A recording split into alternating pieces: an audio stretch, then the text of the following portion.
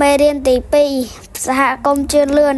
សហគមន៍ជាកន្លែងដែលប្រជាពលរដ្ឋរស់នៅធ្វើការងារនិងលេងកម្សាន្តសហគមន៍ជឿនលឿនសំដៅសហគមន៍ដែលប្រជាជនមានការចេះដឹងមានជីវភាពធូរធារមានសេចក្តីសុខសុវត្ថិភាពរស់នៅមានសណ្ដាប់ធ្នាប់និងមានការរីកចម្រើនគ្រប់ផ្នែកតួអង្គនិងកាលអាកាសក៏តួអង្គមនុស្សសត្វរុក្ខជាតិឬអមនុស្សដែលមាននៅក្នុងរឿងជាតួអង្គនៅក្នុងរឿងនោះក្នុងចំណោមតួអង្គទាំងនោះមានតួអង្គខ្លះសំខាន់មានសកម្មភាពច្រើនតួអង្គខ្លះទៀតមានសកម្មភាពតិចតួចឬបន្តបន្សំតែប៉ុណ្ណោះនៅក្នុងរឿងខ្លះព្រឹត្តិការណ៍នៅក្នុងរឿងច្រើនផ្ដោតទៅលើជីវិតរបស់តួអង្គសំខាន់តួអង្គនោះហៅថាតួអង្គឯកចូលអានរឿងក្មេងសុចរិតរួចបង្ហាញតួអង្គរងនិងតួអង្គឯកនៅពេលខ្ញុំកំពុងអង្គុយហូបគុយទាវស្រាប់តែមានក្មេងម្នាក់មកអង្វរខ្ញុំឲ្យជួយទិញកាសែតពេលនោះខ្ញុំមានក្រដាសប្រាក់ 50,000 រៀលក្មេងនោះអង្វរខ្ញុំថា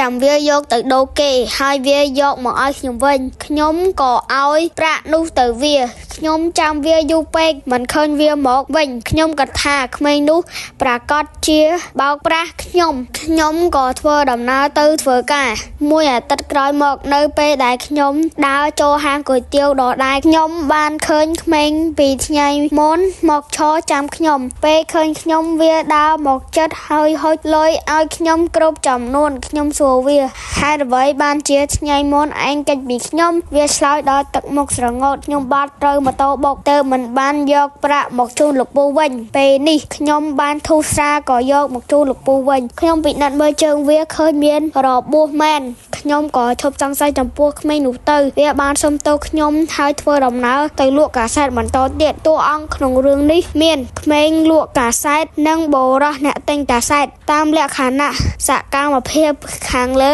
ក្មេងលក់កាសែតជាតួអង្គដែលសំខាន់វាជាតួអង្គឯកឯបុរសអ្នកទិញកាសែតជាតួអង្គរងតួអង្គឯកគឺជាតួអង្គសំខាន់បំផុតហើយមានសកម្មភាពច្រើនជាងគេនៅក្នុងដំណើររឿងទាំងមូលតួអង្គរងគឺជាតួអង្គដែលពុំសូវសំខាន់ខកាលអាកាសគឺជាពេលវេលានិងទីកន្លែងដែលដំណើររឿងប្រព្រឹត្តទៅកាលអាចបង្ហាញពីថ្ងៃយប់រដូវណាមួយពេលកន្លងមកបច្ចុប្បន្នឬពេលខាងមុខអាកាសគឺជាកន្លែងដែលរឿងកើតឡើងកាលអាកាសនៅក្នុងរឿងខាងលើគឺកាលពេលកំពុងហូបគុយទាវមួយអាទិត្យក្រោយមកអាកាសហាងគុយទាវកាលអាកាសគឺជាពេលវេលានិងទីកន្លែងដែលដំណើររឿងប្រព្រឹត្តទៅ